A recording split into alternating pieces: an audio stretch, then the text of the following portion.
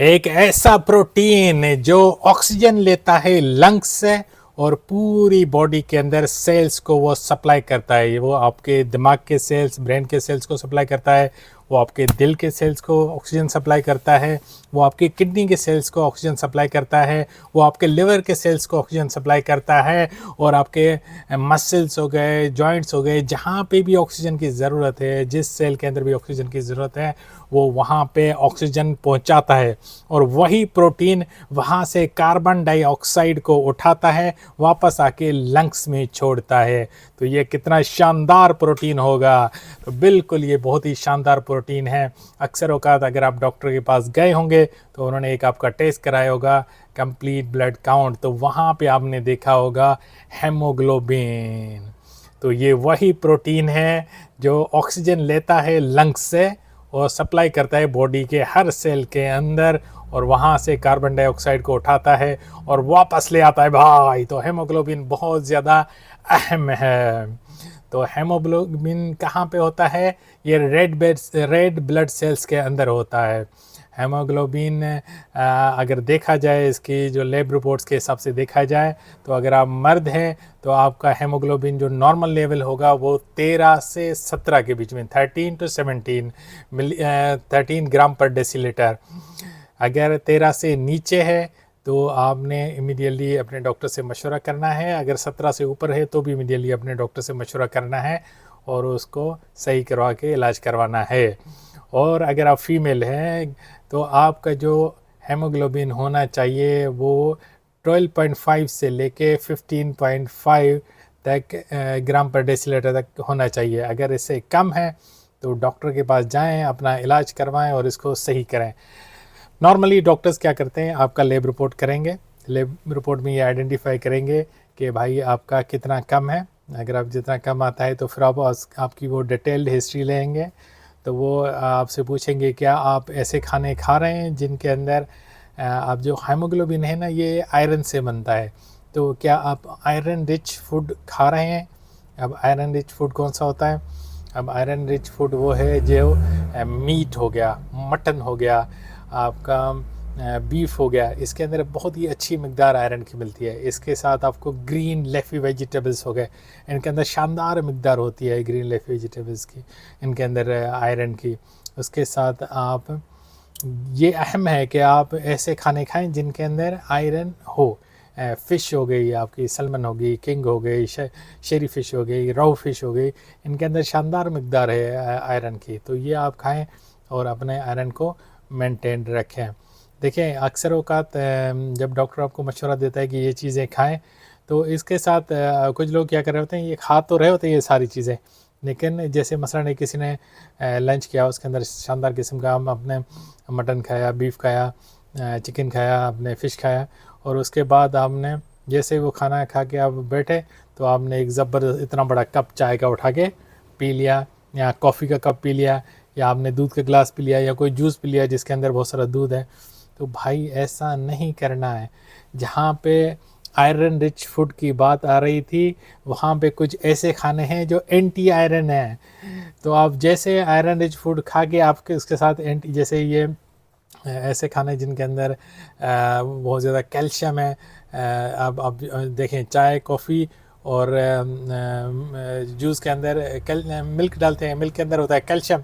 अगर आप ये लेंगे तो आप ऑब्वियसली आयरन की एब्जॉर्प्शन ही नहीं होगी। अगर आयरन की एब्जॉर्प्शन नहीं होगी तो बॉडी में काम जाएगा कैसे, और हेमोग्लोबिन बनेगा कैसे, और वो हेमोग्लोबिन ऑक्सीजन लेके कैसे जाएगा। तो आपने ये मेक श्योर करना है भाई कि आपने जब भी आयरन रिच फूड खाते हैं तो ये जो है चाय, कॉफ़ी, हलीब, इनके अंदर कैफ़ीन भी है, कैल्शियम भी है, ये आपने कम से कम 3-4 घंटे के बाद खाना है, पीना है। क्योंकि अगर आप ये इसके साथ ही खाएंगे तो आप आयरन की एब्जॉर्प्शन को ब्लॉक कर देंगे।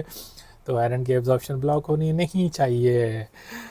तो आप बोलेंगे डॉक्टर साहब आपने ये तो बता दिया कि आयरन रिच फूड कौन से हैं, आपने ये भी बता दिया कि आयरन की एब्जॉर्प्शन को कौन रोकता है, लेकिन कौन सी ऐसी चीज़ है जो आयरन की एब्जॉर्प्शन को फैसिलिटेट करती है या मदद करती है?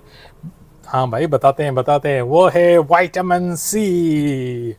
विटामिन सी जो है वो आयरन एब्जॉर्प्शन को फैसिलिटेट करती है या उसकी मदद करती है।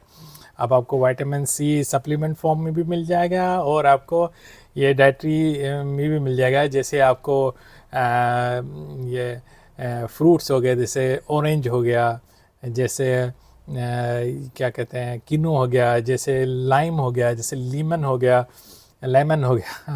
तो इनके अंदर बहुत ही अच्छी मिकदार होती है। जैसे आपके स्ट्रॉबेरीज़ हो गए, जैसे केल हो गया, ग्रीन लीफी वेजिटेबल्स के अंदर भी अच्छी खासी मिकदार होती है। जैसे अंगूर हो गया, इनके अंदर बहुत ज़्यादा अच्छी मिकदार में, जैसे पाइनएप्पल हो गया, इनके अंदर अच्छी खासी मिकदार में, जैसे मैंगो हो गया, इनके अंदर अच्छी खासी मिकदार में विटामिन सी होता है। और विटामिन सी एक ऐसी ज़बरदस्त और शानदार चीज़ है जो आपको फैसिलिटेट करती है इन चीज़ों के लिए, और आपका बहुत ही अच्छी आयरन की जो है ना वो एब्जॉर्प्शन होती है, और आपके बॉडी के रिक्वायरमेंट के हिसाब से वो आपके वो पूरा होती है। ठीक है, इसके साथ आपने ये करना है कि भाई आपने जो आयरन रिच फूड तो आपने खा लिया, ठीक है, आयरन रिच फूड में आपने आयरन एंटी आयरन जो आइटम्स है वो भी आपने कंट्रोल कर लिया है, और उसके साथ आपने ये जो है विटामिन सी भी फैसिलिटेशन के लिए खा लिया। लेकिन आपने ऐसी कौन सी चीज़ें होती हैं कि अगर हेमोग्लोबिन कम हो तो भाई जो सबसे इम्पोर्टेंट चीज़ होती है, हेमोग्लोबिन कम हो तो आपको बहुत ज़्यादा थकावट होती है, आपकी हार्ट रेट बहुत ज़्यादा बढ़ जाता है, पल्पिटेशन होती है, आपको एनीमिया हो जाता है। तो ये चीज़ें होती हैं, आपकी मेमोरी आपका सही काम नहीं करती है, आप हर वक्त थके हुए फील करते हो, प्रॉपर नींद नहीं आती है, आपके जोड़ों में दर्द रहता है। ये सारी अलामात हैं कि आपको हेमोग्लोबिन की कमी हो सकती है।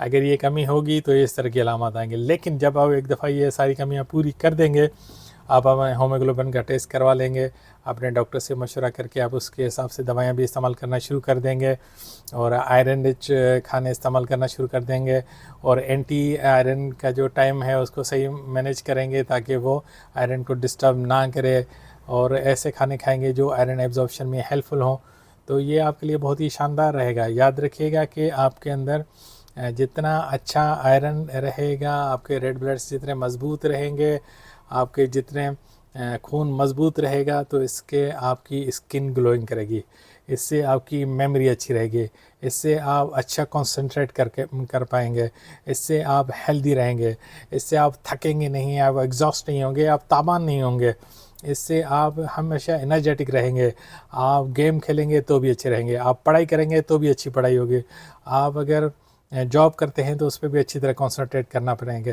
तो ये चीज़ें बहुत इंपॉर्टेंट है आपको हेमोग्लोबिन के मैनेज रखने में। ओके, तो आप रखें अपने आप का भी ख्याल, अपने अड़ोस पड़ोस में भी लोगों का ख्याल रखें। मेरे चैनल को सब्सक्राइब करें, कमेंट करें, शेयर करें अपने फ्रेंड्स के साथ, ताकि ये इन्फॉर्मेशन उन तक भी पहुँचे और वो भी इस चीज़ का फ़ायदा ले सकें।